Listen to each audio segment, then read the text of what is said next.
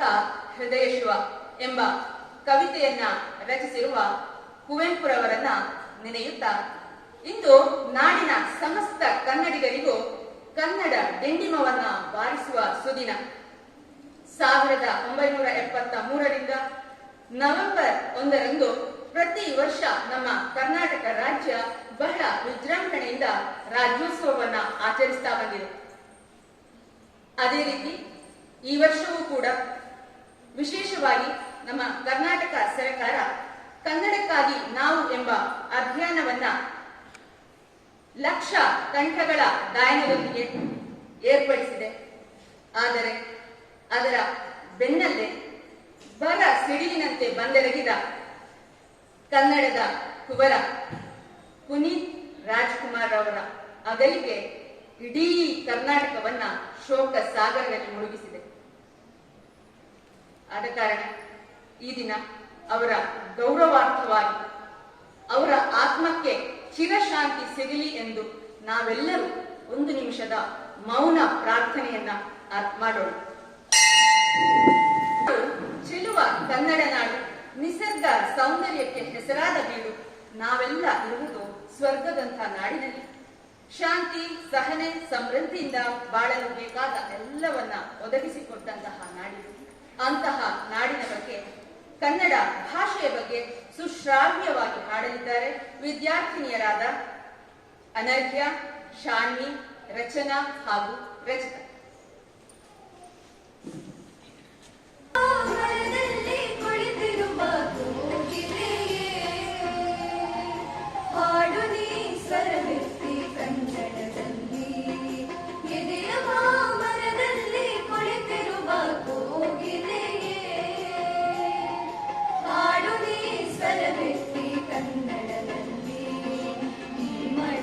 ಸತ್ವವನು ಇದರಂತರಾರ್ಥವನು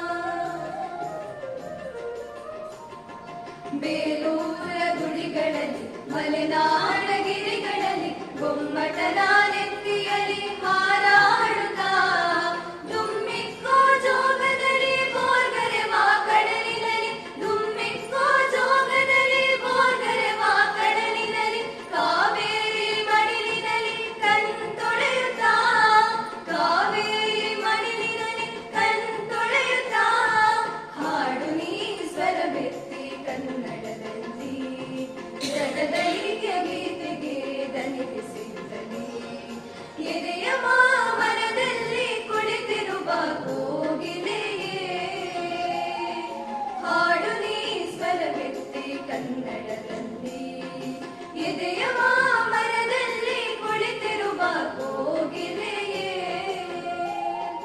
ಹಾಡು ನೀ ಸ್ವರವೆತ್ತಿ ಕನ್ನಡದಲ್ಲಿ ಈ ಮಣ್ಣ ಸತ್ವವನು ಇದರಂತರಾರ್ಥವನು ಈ ಮಣ್ಣ ಸತ್ವವನು ಇದರಂತರಾರ್ಥವನು ದಿಕ್ಕು ದಿಕ್ಕಿಗೂ ಹರಡು ಅಭಿಮಾನದಲ್ಲಿ ದಿಕ್ಕು ದಿಕ್ಕಿಗೂ ಹರಡು ಅಭಿಮಾನದಲ್ಲಿ ಎದೆಯ ಮಾಮರದಲ್ಲಿ ಕುಳಿತಿರುವ ಕೋಗಿಲೆಯೇ ಹಾಡು ನೀ ಸ್ವರವೆತ್ತಿ ಕನ್ನಡದಲ್ಲಿ ಹಾಡು ನೀ ಸ್ವರವೆತ್ತಿ ಕನ್ನಡದಲ್ಲಿ.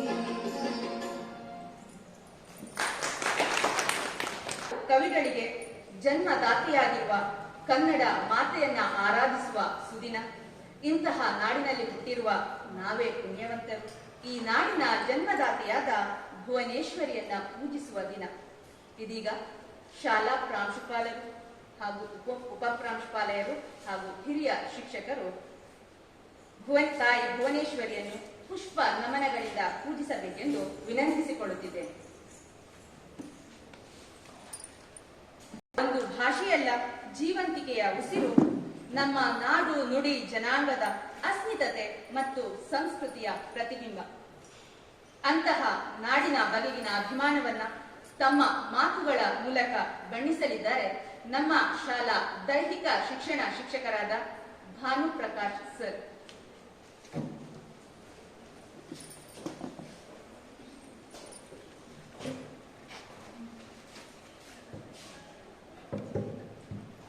ಕನ್ನಡ ಗೋವಿನ ಓ ಮುದ್ದಿನ ಕರು, ಕನ್ನಡ ಒಂದಿದ್ದರೆ ನೀ ನಮಗೆ ಕಲ್ಪತರು.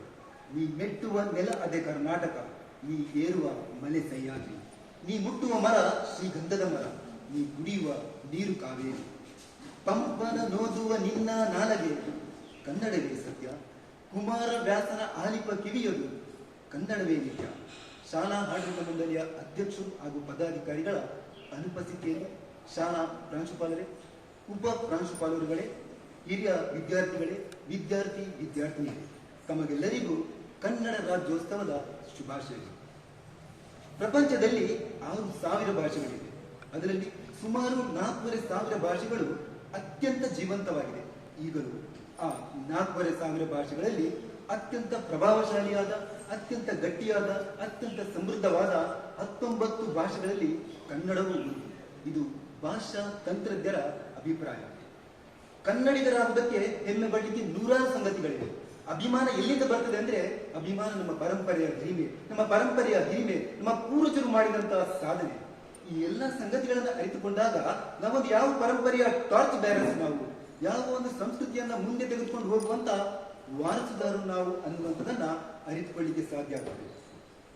ದಕ್ಷಿಣ ಕರ್ನಾಟಕದ ಭಾಗದಿಂದ ಹೊರಟಂತಹ ಗಂಗರು ಕೇವಲ ಕರ್ನಾಟಕ ಅಷ್ಟೇ ಅಲ್ಲ, ಕರ್ನಾಟಕದ ಗಡಿಯನ್ನು ದಾಟಿ ಒಡಿಸ್ಸಕ್ಕೆ ಹೋಗಿ ಒಡಿಸ್ಸಾದಲ್ಲಿ ಸಾಮ್ರಾಜ್ಯವನ್ನು ಸ್ಥಾಪನೆ ಮಾಡಿದ್ದು ಕರ್ನಾಟಕದ ಗರಿಮೆ. ಕಾವೇರಿಯಿಂದ ಗೋದಾವರಿವರೆಗೆ ಕನ್ನಡದ ರಾಜರುಗಳು ಇಡೀ ದೇಶದಲ್ಲಿ ಕನ್ನಡದ ಚಾಪನ್ನ ಮೂಡಿಸಿದರು. ಉತ್ತರ ಭಾರತದಿಂದ ಬಂದಂತಹ ಹರ್ಷವರ್ಧನ ವಿರುದ್ಧ ನಮ್ಮ ಪುಲಕೇಶಿ, ನಮ್ಮ ಚಾಲುಕ್ಯರ ಪುಲಕೇಶಿ ಹೋರಾಡಿ ಇಡೀ ದೇಶದಲ್ಲಿ ಮೇರು ಪತಾಕಿಯನ್ನು ಹಾರಿಸಿದ್ದು ಕರ್ನಾಟಕದ ಹಿರಿಮೆ. ಇಡೀ ಉತ್ತರ ಭಾರತ, ದಕ್ಷಿಣ ಭಾರತ ಇಸ್ಲಾಮಿಕ್ ಆನ್ಸ್ಪಾಟ್ ನಲ್ಲಿ ತತ್ತರಿಸುತ್ತಿದ್ದಾಗ ಭಾರತದಲ್ಲಿ ಮತ್ತೆ ಹಿಂದೂ ಪುನರುತ್ಥಾನ ಆಗಬೇಕು ಅಂತ ಹೇಳಿ ಸಂಕಲ್ಪವನ್ನು ಮಾಡಿ ಕರ್ನಾಟಕ ನೆಲದಿಂದ ಕನ್ನಡದ ಮಂತ್ರಶಕ್ತಿಯಿಂದ ಹೊರಟಂತ ವಿದ್ಯಾರಣ್ಯರ ವಿಜಯನಗರ ಸಾಮ್ರಾಜ್ಯ ಕೂಡ ನಮ್ಮ ಕನ್ನಡ ನಾಡಿನಲ್ಲಿ ಬಂದರು. ರಂಶಿ ಗುಬೆಯವರು ಹೆರಿಟೇಜ್ ಆಫ್ ಕರ್ನಾಟಕ ಎಂಬ ಪುಸ್ತಕದಲ್ಲಿ ಭಾರತಕ್ಕೆ ಕನ್ನಡಿಗರ ಅತ್ಯಂತ ಶ್ರೇಷ್ಠವಾದ ಕಾಂಟ್ರಿಬ್ಯೂಷನ್ ಏನಂದಾಗ ಅವರು ಬರೀತಾರೆ, ಇಡೀ ದೇಶದಲ್ಲಿ ಹಿಂದೂ ಪುನರುತ್ಥಾನದ ಕಾರ್ಯ ಎಲ್ಲಾದ್ರೂ ಆಗಿದ್ರೆ ಅದು ಕರ್ನಾಟಕದಿಂದ ಆಯಿತು, ಕೇವಲ ವಿಜಯನಗರ ಸಾಮ್ರಾಜ್ಯ ಅಷ್ಟೇ ಅಲ್ಲ, ಶಿವಾಜಿ ಮಹಾರಾಜರಿಗೆ ತಾಯಿ ಜೀಜಾಬಾಯಿ ವಿಜಯನಗರದ ಕಥೆಯನ್ನ ಹೇಳಿ ಅಂತೆ ಮತ್ತೆ ಹಿಂದವಿ ಸಾಮ್ರಾಜ್ಯವನ್ನ ಸ್ಥಾಪನೆ ಮಾಡಬೇಕು ಅಂತೇಳಿ ವಿಜಯನಗರ ಪತನವಾದ ನಂತರ ಮತ್ತೆ ಹಿಂದವಿ ಸಾಮ್ರಾಜ್ಯವನ್ನ ಸ್ಥಾಪನೆ ಮಾಡಲಿಕ್ಕೆ ಶಿವಾಜಿ ಮಹಾರಾಜರು ಪ್ರೇರಣೆಯನ್ನ ಪಡ್ಕೊಂಡಿದ್ದು ನಮ್ಮ ಕನ್ನಡದಿಂದ. ಅಂತ ಹೆಮ್ಮೆಯ ನಾಡು ನಮ್ಮ ಕನ್ನಡ. ಭಾರತದ ಭೂಪಟವನ್ನ ಒಂದು ಬಾರಿ ಗಮನಿಸಿದರೆ ಹೆಜ್ಜೆಗೂ ಕನ್ನಡಿಗರು ಮಾಡಿದಂತಹ ಕಾಂಟ್ರಿಬ್ಯೂಷನ್ ಇದೆ. ಭಾರತದಲ್ಲಿ ದೊಡ್ಡ ಮಟ್ಟದ ಬ್ಯಾಂಕಿಂಗ್ ರೆವಲ್ಯೂಷನ್ ಏನಾದರೂ ನಡೆದಿದ್ರೆ ಅದು ನಮ್ಮ ಕರ್ನಾಟಕದ ಕರಾವಳಿ ಭಾಗದಿಂದ ಹೊರಟಂತ ವಿಜಯ ಬ್ಯಾಂಕ್ ಇರ್ಬೋದು, ಸಿಂಡಿಕೇಟ್ ಬ್ಯಾಂಕ್ ಇರ್ಬೋದು, ಕೆನರಾ ಬ್ಯಾಂಕ್ ಇರ್ಬೋದು, ಕಾರ್ಪೊರೇಷನ್ ಬ್ಯಾಂಕ್ ಇರ್ಬೋದು. ಈ ಎಲ್ಲಾ ಬ್ಯಾಂಕ್ಗಳನ್ನ ರೆವಲ್ಯೂಷನೈಸ್ ಮಾಡಿದ್ದು ನಮ್ಮ ಕರ್ನಾಟಕದಿಂದ ಪ್ರಾರಂಭ ಆಯಿತು. ಆದ್ರೆ ಅದು ಈಗ ಬೇರೆ ಬೇರೆ ಬ್ಯಾಂಕ್ಗಳೊಂದಿಗೆ ವಿಲೀನ ಆಗಿರ್ಬೋದು, ಆದ್ರೆ ಅದನ್ನ ಎಸ್ಟಾಬ್ಲಿಷ್ ಮಾಡಿದ್ದು ಅದರ ಹೆಡ್ ಆಫೀಸ್ಗಳು ಇರುವಂತದ್ದು ನಮ್ಮ ಕರ್ನಾಟಕದ ಭಾಗದಲ್ಲಿ ಅಂತ ಹೇಳಿಕ್ಕೆ ಹೆಮ್ಮೆ ಅನಿಸ್ತದೆ ಸ್ನೇಹಿತರೆ. ಕನ್ನಡ ಬಹಳ ಸಮೃದ್ಧವಾದ ಶ್ರೀಮಂತ ಭಾಷೆ. ಬರೀ ಶಾಲಾ, ಕಾಲೇಜ್, ಯೂನಿವರ್ಸಿಟಿಗಳೆಲ್ಲ ಕನ್ನಡಿರುವಂತದ್ದು. ಆದಿ ಬೀದಿಗಳಲ್ಲಿ ಹಾಡೋ ಜನ ಕನ್ನಡವನ್ನ ಬಹಳ ಅದ್ಭುತವಾಗಿ ಕಟ್ಟಿದ್ದಾರೆ. ನಮಗೊಂದು ಭ್ರಮೆ ಇದೆ, ಇಂಗ್ಲಿಷ್ ಬಹಳ ಅದ್ಭುತವಾದ ಭಾಷೆ, ಇಂಗ್ಲಿಷ್ ಅಲ್ಲಿ ಏನು ಬೇಕಾದ್ರೂ ಹೇಳ್ಬಿಡ್ಬೋದು ಅಂತ. ಆದ್ರೆ ಕೆಲವು ಸಲ ಅದು ಆಗುದಿಲ್ಲ. ಅನುಭವದ ಭಾಷೆಯಾಗಿ ಕನ್ನಡ ಬಹಳ ಅದ್ಭುತವಾದ ಭಾಷೆ. ಜ್ಞಾನದ ಭಾಷೆಯಾಗಿ ಇಂಗ್ಲಿಷ್ ದೊಡ್ಡ, ಕನ್ನಡ ಅಲ್ಲ. ಜ್ಞಾನದ ಭಾಷೆಯಾಗಿ ನಾವು ವಿದ್ಯಾವಂತರು ಏನು ಕಾಂಟ್ರಿಬ್ಯೂಟ್ ಮಾಡಿಲ್ಲ. We are all utilitarians, we never contributed anything. ಆದ್ರೆ ಈ ಹಳ್ಳಿ ಜನ ಇದ್ದಾರಲ್ಲ, ಮಗ್ಗ ನೇಯುವವರು, ಹೂ ಮಾರುವವರು, ಬೇಸಾಯ ಮಾಡುವವರು, ಕೃಷಿ ಮಾಡುವವರು, ಅವರಿಗೆ ಬೇಕಾದ ಎಲ್ಲಾ ಶಬ್ದಗಳನ್ನ ಕನ್ನಡದಲ್ಲಿಯೇ ಸೃಷ್ಟಿ ಮಾಡಿಕೊಂಡಿರ್ತಾರೆ. ಹಳ್ಳಿಯ ಜನ ಕನ್ನಡ ಭಾಷೆಯನ್ನು ಎಷ್ಟು ಅದ್ಭುತವಾಗಿ ಕಟ್ಟಿದ್ದಾರೆ ಅಂದ್ರೆ, ಕನ್ನಡ ಭಾಷೆಯನ್ನು ಚೆನ್ನಾಗಿ ಕಲಿಬೇಕು ಅಂತಂದ್ರೆ ಕಲಿಯದೆ ಇರುವವರ ಬಳಿಗೆ ಹೋಗ್ಬೇಕು. ಅವರಷ್ಟು ಚೆನ್ನಾಗಿ ಕನ್ನಡ ಭಾಷೆಯನ್ನು ಯಾರು ಕಟ್ಟಿಲ್ಲ.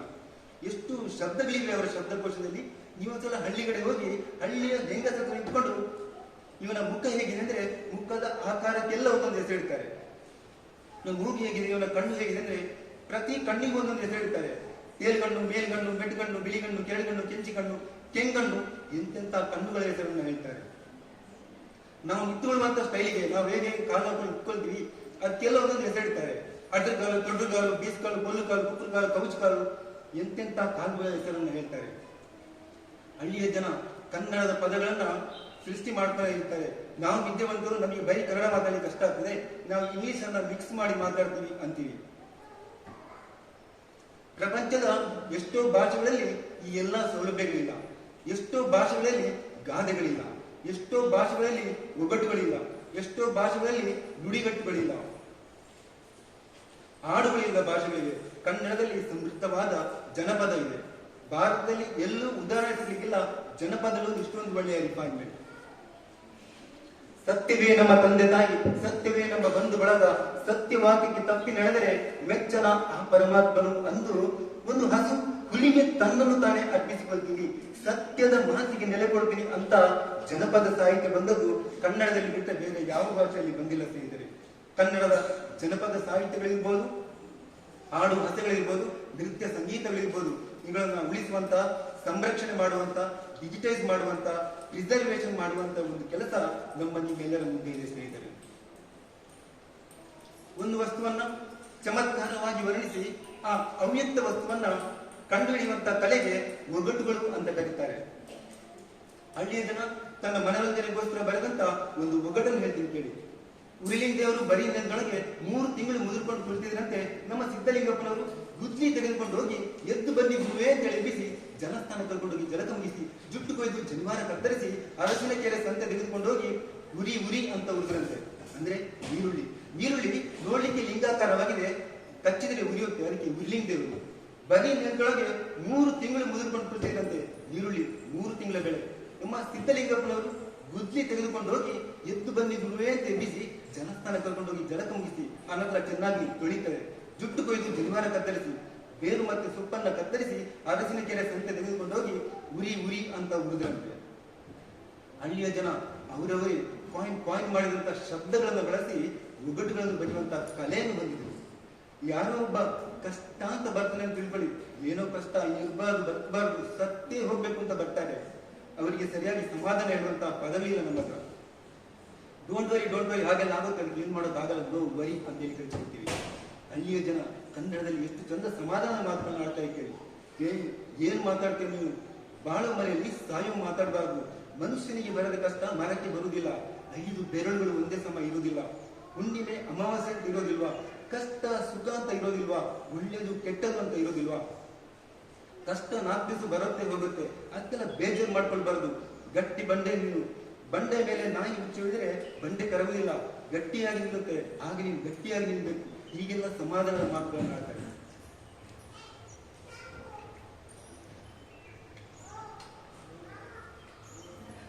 ಆದ್ರೆ ನಾವು ವಿದ್ಯಾವಂತರು, ನಮಗೆ ಡೋಂಟ್ ವರಿ ಬಿಟ್ರೆ ಬೇರೆ ಶಬ್ದಗಳಿಲ್ಲ ನಮ್ಮ ಹತ್ರ. ಒಬ್ಬಳು ಅನಕ್ಷರಸ್ಥ ಮುದುಕಿ ಮದುವೆ ಮನೆಯಲ್ಲಿ ಹೆಣ್ಣು ತನ್ನ ಮಾವನ ಕೈಯನ್ನು ಹಿಡ್ಕೊಂಡು ದಾರೆಯ ಮಂಟಪಕ್ಕೆ ಬರುವ ಸನ್ನಿವೇಶವನ್ನು ನೋಡಿ ಹೇಳ್ತಾಳೆ, ನೋಡ್ಲಿಕ್ಕೆ 2 ಕಣ್ಣು ಸಾಕಾಗುವುದಿಲ್ಲ, ನೋಡ್ಲಿಕ್ಕೆ 2 ಕಣ್ಣು ಸಾಕಾಗುವುದಿಲ್ಲ, ಹಾಲಿನ ಕೊಳದಲ್ಲಿ ಅಂಚೆ ತೇಲ್ಕೊಂಡು ಬಂದಾಗ ಆಯ್ತು ಅಂತಾಳೆ. ನಾವುಗಳೆಲ್ಲ ಹೋಗ್ತೀವಿ ಮದುವೆಗೆ, ಮದುಮಗಳ ಸಾರಿ ಚಂದ ಇದೆ, ಸಾರಿನ ಬಾರ್ಡರ್ ಚಂದ ಇದೆ, ಅವಲಕ್ಕಿ ಸರ ಚಂದ ಇದೆ, ಏಲಕ್ಕಿ ಸರ ಚಂದ ಇದೆ ಅಂತೀವಿ. ಆದ್ರೆ ಒಬ್ಬಳು ಅನಕ್ಷರಸ್ಥ ಮುದುಕಿ ಹಾಲಿನ ಕೊಳದಲ್ಲಿ ಅಂಚೆ ಅಂದ್ರೆ ಹಂಸ, ಹಾಲಿನ ಕೊಳದಲ್ಲಿ ಹಂಸ ತೇಲ್ಕೊಂಡು ಬಂದಾಗ ಕನ್ನಡದಲ್ಲಿ ಒಂದು ಎಷ್ಟೊಂದು ಚಂದದ ಎಕ್ಸ್ಪ್ರೆಷನ್ ಇದ್ದಾರೆ. ನಾವುಗಳು ಕನ್ನಡದ ಪದಗಳನ್ನ ಸರಿಯಾಗಿ ಬಳಸ್ತಾನೆ ಇಲ್ಲ. ಅದಕ್ಕೊಂದು ಗಾದೆ ಇದೆ, ಬಳಸ್ತಾ ಇದ್ರೆ ನಂಟು, ಬೆಳೆಸ್ತಾ ಇದ್ರೆ ಕಂಚು ಅಂತ. ಹಳ್ಳಿಯ ಜನಗಳ ಅನುಭವಗಳೇ ಗಾದೆಗಳು. ವೇದಗಳು ಸುಳ್ಳಾದರೂ ಗಾದೆಗಳು ಸುಳ್ಳಾಗಿಲ್ಲ ಎಂಬ ನಾಣ್ಣುಡಿ ಇದೆ. ಇಂದಿಗೂ ನಾವು ನಮ್ಮ ಜೀವನದಲ್ಲಿ ಗಾದೆಗಳನ್ನ ಬಳಸ್ತಾನೆ ಇರ್ತೀವಿ. ಮನೆ ಮನೆಗೆ ಹೋಗಿ ಭಿಕ್ಷೆ ಬೇಡುವಂತ ಒಬ್ಬ ಗುಡುಗುಡಿಕೆಯ ಬಾಯಲ್ಲಿ ಬರುವಂತ ಕನ್ನಡದ ಮಾತುಗಳನ್ನ ಕೇಳಿ. ಲಕ್ಷ್ಮೀ ವಿಚಾರ, ಲಕ್ಷ್ಮೀ ವಿಚಾರ, ಲಕ್ಷ್ಮೀ ವಿಚಾರ. ಗೌಡನಿನ ಮನಸ್ಸಿನಲ್ಲಿ ಒಂದು ಲಕ್ಷ್ಮೀ ವಿಚಾರ ಕಟಕಡ ಅಂತ ಉಂಟಾ ಇಲ್ವಾ? ನಿಜಾನು ಸುಳ್ಳನ್ನು ಕಟಪಟ ಮಾಡಿ ಗುಡುಗುಡಿಕೆ ರಾಮಂತಾವ. ನಮ್ಮೂರು ದೂರ ಅಲ್ಲ, ದೇಶ ಅಲ್ಲ, ಬಿಸಲೂರು, ಕಡಪಾದ, ಕಲ್ಲೂರು, ಚೆಲ್ಲಗೆರೆ ತಾಲೂಕು. ನಿನ್ನ ಮನೆಯಲ್ಲೊಂದು ಮುಟ್ಟುಂಟು, ಸಿಟ್ಟುಂಟು, ಯಂತ್ರುಂಟು, ಮಂತ್ರುಂಟು, ಭೂತುಂಟು, ಪ್ರೇತುಂಟು, ಪೀಡಿ ಪಿಶಾಚಿದೆ ಅಂದ್ರೆ ಕಾಗ್ದ ಬರೆದು ಪೋಸ್ಟ್ ಮಾಡಿ ನನ್ನ ಹೆಸರಿಗೆ ಕಳಿಸ್ಕೊಟ್ಬಿಡು, ನಾಳೆ ಒಂದು ಗಂಟೆ ಕಳಿಸ್ಕೊಡ್ತೀನಿ. ಅರ್ಥವಾಯ್ತಾ? ಹೋದ ವರ್ಷದಿಂದ ಇನ್ನ ಟೈಮ್ ಅಂದ್ರೆ ಆಚಾರ ಪಾಪ ಕೆಟ್ಟದಾಗ್ಬಿಡ್ತು. ನೀ ಇಟ್ಟ ಹೆಜ್ಜೆ ಹಿಂದೆಗಾಗ್ಬಿಟ್ಟು, ದೊಡ್ಡ ಬಟ್ಟೆ ತುಂಬಿಯಾಗ್ಬಿಟ್ಟು, ಸೊಪ್ಪು ಸುರಿದಾಗೆ ಸುರಗೋದಿ ಪಾಪ. ನಡೀತಾ ಇದ್ದವನು ನಿಂತೋಗ್ಬಿಟ್ಟೆ, ನಿಂತಿದ್ದವನು ಕೂತೋಗ್ಬಿಟ್ಟ, ಕೂತಿದ್ದವನು ಕುಸಿದೋಗ್ಬಿಟ್ಟೆ, ಕುಸಿದವನು ಮಲಗೋಗ್ಬಿಟ್ಟ. ಅರ್ಥವಾಯ್ತಾ? ಒಂದು ಹಣ ಮಾಡಬೇಕು, ಒಂದು ಆಸ್ತಿ ಮಾಡಬೇಕು, ಹೊಲ ಮಾಡಬೇಕು, ಮುಂದಕ್ಕೆ 3 ಹೆಣ್ಣು ಮಕ್ಕಳ ಮದುವೆ ಮಾಡುವಂತ ಯೋಗದಿಂದ ಹಣೆಯಲ್ಲಿ ಬರ್ತಿತ್ತು. ನಾನು ಹೇಳ್ದಲ್ಲ, ಟೈಮ್ ಅಂದ್ರೆ ಆಚಾರ ಪಾಪ ಕೆಟ್ಟದಾಗ್ಬಿಟ್ಟು. ಮನೆಯಲ್ಲಿ ನಿನ್ನ ಅಪ್ಪ ಇದ್ದಾರ, ಬಹಳ ಒಳ್ಳೆ ಮನುಷ್ಯ ನೀನಪ್ಪ. ನಾನು ಮಾಡಿದ್ರು ನನಗೆ ಸಾಕ್ಷಿ, ನೀನು ಮಾಡಿದ್ರು ನಿನಗೆ ಸಾಕ್ಷಿ, ನೀವೇ ಸಾಕ್ಷಿ, ಭೂಮಿಗೆ ಜಲವೇ ಸಾಕ್ಷಿ. ಅರ್ಥವಾಯ್ತಾ? ಬಹಳ ದೊಡ್ಡ ಮನುಷ್ಯ ನೀನಪ್ಪ. ಒಂದು ಊದು ಕಟ್ಟಿ ಕೊಟ್ಟರೆ ಊರಿಗೆ ಬೆಂಕಿ ಹಾಕಿದ್ದ ಪುಣ್ಯಾತ್ಮ. ಬಹಳ ದೊಡ್ಡ ಮನುಷ್ಯನ ಮಗ ನೀನು. ಹೆಸರು ಮಹಾದೇವ ಸ್ವಾಮಿ. ಮಹಾದೇವ ಮೇಷ, ವೃಷಭ, ಮಿಥುನ, ಕರ್ಕಾಟಕ, ಸಿಂಹ, ತುಲಾ, ಕನ್ಯಾ, ವೃಶ್ಚಿಕ, ಧನು, ಮಕರ, ಕುಂಭ, ಮೀನ. ಸಿಂಹರಾಶಿ ಮಾಡಿದ ಕೆಲಸ ರೈಟ್ ಆಗ್ತದೆ, ನಾನು ಇಷ್ಟಿಲ್ವಾ ಅಂತ ಕೇಳ್ತೀಯಾ? ಮಾತು ಹೇಳಿದ್ರೆ ಕೇಳಬೇಕು ನೀವು. ಮಂಗಳವಾರ ದಿವಸ ಮುಖಚೂರ ಮಾಡಬೇಡ, ಬುಧವಾರ ದಿವಸ ಹೊಸ ಬಟ್ಟೆ ಹಾಕ್ಬೇಡ, ಗುರುವಾರ ದಿವಸ ಬಿಸಿಲಾಗಿ ಪ್ರಯಾಣ ಹೋಗ್ಬೇಡ. ಅರ್ಥವಾಯ್ತಾ? ನಾನು ಯಾವ ಊರು ಸುತ್ತು ಬಂದಿದ್ದು ಗೊತ್ತುಂಟಾ? ಅಡಗುರು, ಬಡಗುರು, ಎಡಗುರು, ಅಬ್ಬರು, ಇಬ್ಬರು, ಎಬ್ಬರು, ಅಳಿಯೂರು, ಮಳಿಯೂರು, ಬಿಳಿಯೂರು, ಆಳು, ಮಾಡು, ಚೇಳು, ಕಿತ್ತೂರು, ಪುತ್ತೂರು, ಮಿತ್ತೂರು, ಆಳು, ಮಾಡು, ತುಳುರು, ತಿರುರು, ಬೆಂಗಳೂರು, ಎಲ್ಲೂರು, ಬೆಂಗಳೂರು, ಮಂಗಳೂರು, ಮೈಸೂರು. ನೀ ಮಾತಾಡಬೇಡ. ನಾನು ಮಾತು ಹೇಳ್ತೀನಿ ಕೇಳು. ನಿಂಗೆ ಆಗ್ತಿರ್ತಕ್ಕಂಥ ಒಂದು ಮೀಸೆಗೊಂದು ಅರ್ಥವಾಯ್ತಾ? ಒಂದು ಗಂಡಸಿಗಾಗಿ ಎದುರು ಬಿದ್ದದ್ದು ಉಂಟಾ ಇಲ್ವಾ? ನಿಜ ಅಂದ್ರೆ ನಿಜಾನು, ಸುಳ್ಳನ್ನು ಕಟಪಾಟ ಮಾಡಿ ಗುರುಗುಡಿಕೆ ರಾಮಕ್ಕಾವ. ನಾವಿಲ್ಲಿ ಹಣ ಕೇಳಿಲ್ಲ, ಆಸ್ತಿ ಕೇಳಿಲ್ಲ, ಒಡವೆ ಕೇಳಿಲ್ಲ, ಬಂಗಾರ ಕೇಳಿಲ್ಲ. 3 ತಲೆ ಬೆಳ್ಳಿ, 3 ತಲೆ ಬಂಗಾರ, 3 ತಲೆ ಕಬ್ಬಿಣ ತಂದು ಕೊಟ್ಬಿಡು, ಗಟ್ಟಿ ಅಂತ ಮಾಡಿ ನಿನ್ನ ಮದುವೆ ಗಟ್ಟಿ ಕಟ್ಟಿ ಬಿಡ್ತೀನಿ. 3 ತಲೆ ಬೆಳ್ಳಿ, 3 ತಲೆ ಬಂಗಾರ, 3 ತಲೆ ಕಬ್ಬಿಣ ಅಂದ್ರೆ ಎದು ಹುಡ್ಕೊಂಡು ಸಾಯ್ಬೇಡ ಗೌಡ. 3 ತಲೆ ಬೆಳ್ಳಿ ಅಂದ್ರೆ 3 ಬೆಳ್ಳುಳ್ಳಿ, 3 ತಲೆ ಬಂಗಾರ ಅಂದ್ರೆ 3 ಅಳಸಿನ ಬರೆ, 3 ತಲೆ ಕಬ್ಬಿಣ ಅಂದ್ರೆ 3 ಇದ್ದಿಗೆ ತಂದು ಕೊಟ್ಬಿಟ್ಟು ಗಟ್ಟಿ ಅಂತ ಮಾಡಿ ಬಲಗೆ ಗಟ್ಟಿ ಕಟ್ಟಿ ಬಿಡ್ತೀನಿ. ಪಕ್ಕವೇ ಬರುವ ಮಂಗಳವಾರ ಅಮಾವಾಸ್ಯ ದಿವಸ ಮನೆ ಮುಂದೆ ಮಠ ಮಧ್ಯಾಹ್ನದಲ್ಲಿ ಪಕ ಅಂತ ರಕ್ತಕಾರಿ ಸಾಯಿಲ್ಲ ಅಂದ್ರೆ ಗುಡುಗುಡಿಕೆ ರಾಮನ ಮಾತು ಏನಾಯ್ತು ಅಂತ ಹೇಳಿ ಮುಂದಿನ ಸಲ ನಾವು ಊರಿಗೆ ಬಂದಾಗ ಒಂದು ಕುರಿನ, ಒಂದು ಕೋಳಿನ, ಒಂದು ಎಮ್ಮೆನ, 100 ರೂಪಾಯಿನ, ಒಂದು ಮಲ ಭತ್ತನು, ರಾಗಿನ, ಜೋಳನ ಕೊಟ್ಟು ಕಳಿಸಿಬಿಡು. ಹಾಗೆ ಇದು ಕೆಲಸ ಆಗಿಲ್ಲ ಅಂದ್ರೆ ನಾಮರ್ಧನ ಬಂದು ನನ್ನ ಮನೆ ಅಂಗಡಿ ತೂತು ಮುದಿ ಕಳಿಸ್ಬಿಡು. ನೀವು ಮಾತಾಡಬೇಡ. ಹೌದಾ? ಜನಕ್ಕೆ ಜನ ಸೇರಿದರೆ ಜಾತ್ರೆ ಆಗ್ತದೆ, ಮನಕ್ಕೆ ಮನಸ್ಸಿದ್ರೆ ಮಾತಾಗ್ತದೆ. ನಿನ್ನಂತಹ ಜಮೀದಾರ ಮಗನಿಗೆ ಸಿಕ್ಕರೆ ಒಂದು ಕಣಜ, ಹೋದ್ರೆ ಒಂದು ಕಚ್ಚೆ ಬಾವಡೆ. ಮನೆಯಲ್ಲಿ ಮುಟ್ಟೆದ ಲಕ್ಷ್ಮೀದೇವಿ ಕರಿ, ನಾನೇನು ಮುತ್ತರತ್ನ ವೈಡೂರ ಕೇಳುವುದಿಲ್ಲ, ರಾಶಿ ಸಂಪತ್ತು ಕೇಳುವುದಿಲ್ಲ. ಒಂದು ಜೋಡಿ ಮರದಲ್ಲಿ ಒಂದು ಭತ್ತನು, ರಾಗಿನ, ಜೋಳನ ಕೊಟ್ಟು ಕಳಿಸಿಬಿಡು. ಹಾಗೆ ನಾಳೆ ಶರ್ಟು, ಪ್ಯಾಂಟು, ಕೋಟು ಇದ್ರೆ ಕೊಟ್ಬಿಡು. ನಿನ್ನ ಹೆಸರಲ್ಲಿ ಊರೂರು ಮೆರವಣಿಗೆ ಮಾಡ್ತೇನೆ. ಅರ್ಥವಾಯ್ತಾ? ಇಷ್ಟು ಕನ್ನಡವನ್ನ ನಿರರ್ಗಳವಾಗಿ ಮಾತನಾಡುವುದು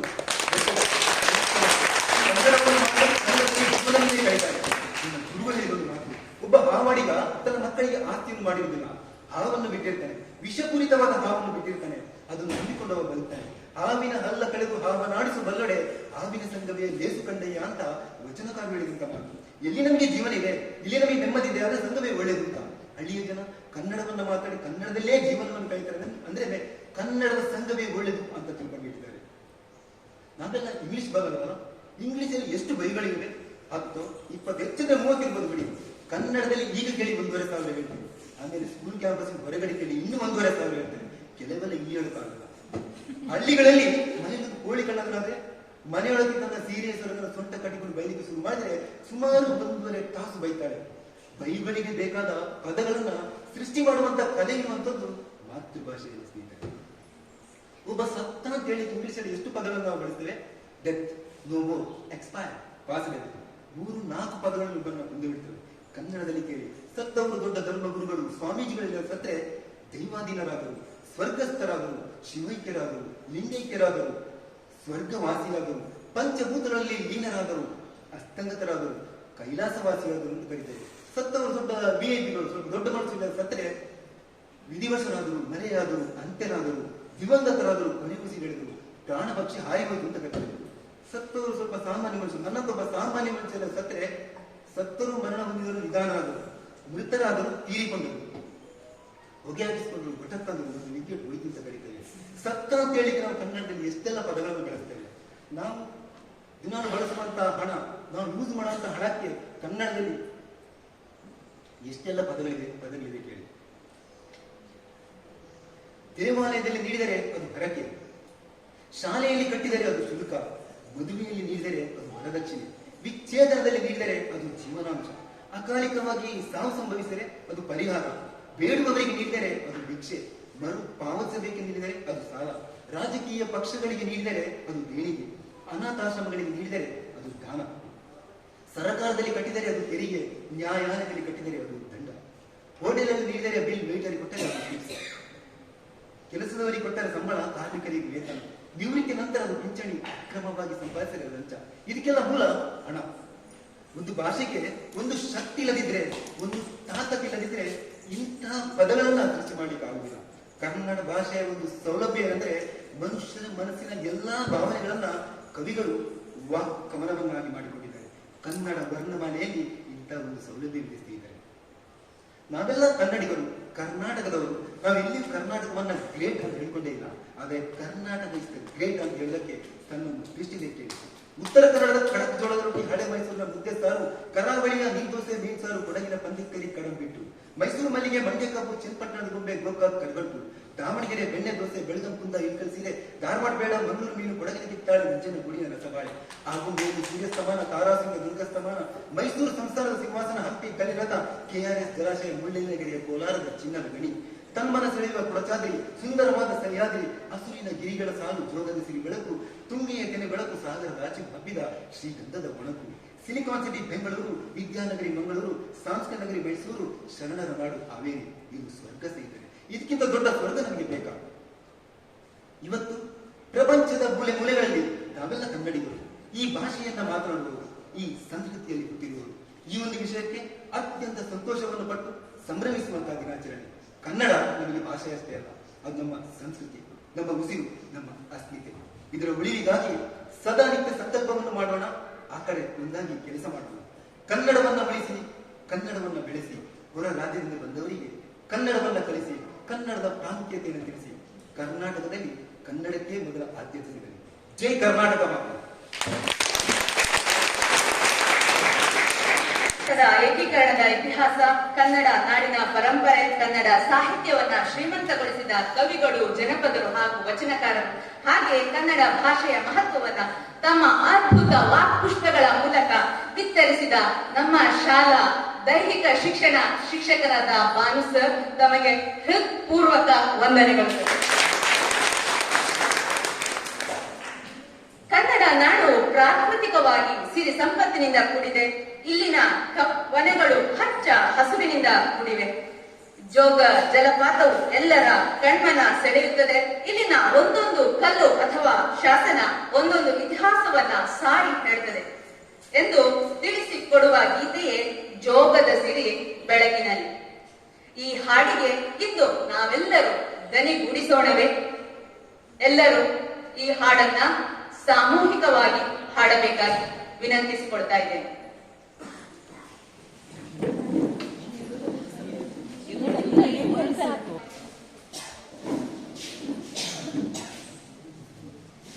ಎಲ್ಲಾದರೂ ಇರು, ಎಂತಾದರೂ ಇರು, ಎಂದೆಂದಿಗೂ ನೀ ಕನ್ನಡವಾಗಿರು ಎನ್ನುವ ರಾಷ್ಟ್ರಕವಿ ಕುವೆಂಪುರವರ ಮಾತಿನಂತೆ ಕನ್ನಡವನ್ನ ಉಳಿಸಿ ಬೆಳೆಸುವ ಜವಾಬ್ದಾರಿ ನಮ್ಮೆಲ್ಲರದಾಗಿರಲಿ. ಕನ್ನಡವನ್ನ ಪ್ರೀತಿಸಿ, ಪರಭಾಷೆಯನ್ನ ಗೌರವಿಸಿ ಎಂದು ಹೇಳುತ್ತಾ ಈ ಕಾರ್ಯಕ್ರಮ ಯಶಸ್ವಿಯಾಗಲು ಸಹಕರಿಸಿದ ತಮಗೆಲ್ಲರಿಗೂ ಪ್ರೀತಿ ಪೂರ್ವಕವಾಗಿ ವಂದಿಸುತ್ತಾ ಈ ಕಾರ್ಯಕ್ರಮವನ್ನ ಮುಕ್ತಾಯಗೊಳಿಸೋಣ. ಜೈ ಕರ್ನಾಟಕ ಮಾತೆ, ಜೈ ಭಾರತ ಮಾತೆ.